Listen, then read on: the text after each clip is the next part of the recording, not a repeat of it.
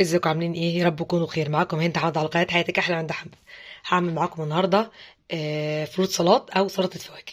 عشان نعمل سلطه الفواكه هنحتاج موز وبرتقان بسره وفراوله وتفاح.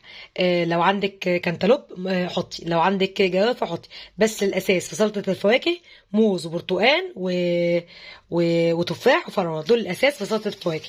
في ناس بقى بتحب تضيف كانتالوب، في ناس بتحب تضيف جوافه، ده حسب ما تحبي انت. بس الاساس في سلطه الفواكه زي ما انا قلت لكم موز وبرتقان وتفاح وفراوله. هقطعها معاكم وارجع لكم. قطعنا الموز والفراوله والتفاح والبرتقال زي ما انتم شايفين كده. خلاص. وهعمل بقى ايه العصير اللي هحطه على سلطه الفواكه. عشان اعمل العصير اللي هحطه على سلطه الفواكه هعمله بكل المكونات اللي انا عامله بيها سلطه الفواكه. هضرب تفاح مع برتقال مع موز مع فراوله ومعاهم عصير ليمون عشان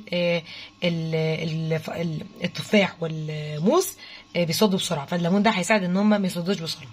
وهحط التحليه بتاعتي عسل نحل. عايزه تحطي سكر دايت حطي، عايزه تحطي سكر عادي حطي، بس انا بفضل احط عسل نحل عشان يبقى طبيعي. هعمل معاكم دلوقتي العصير. ده مقادير عصير سلطة الفواكه. حطيت فراولة وبرتقال وموز وتفاح، نفس المكونات اللي مستخدمها في سلطة الفواكه هي اللي هعمل بيها العصير. وحطيت عسل نحل وحطيت عصير 2 ليمونة، مش عصير ليمونة واحدة، انا كنت حاطة ليمونة واحدة، حطيت عصير 2 ليمونة عصرتهم. هضرب بقى كل المكونات مع بعض.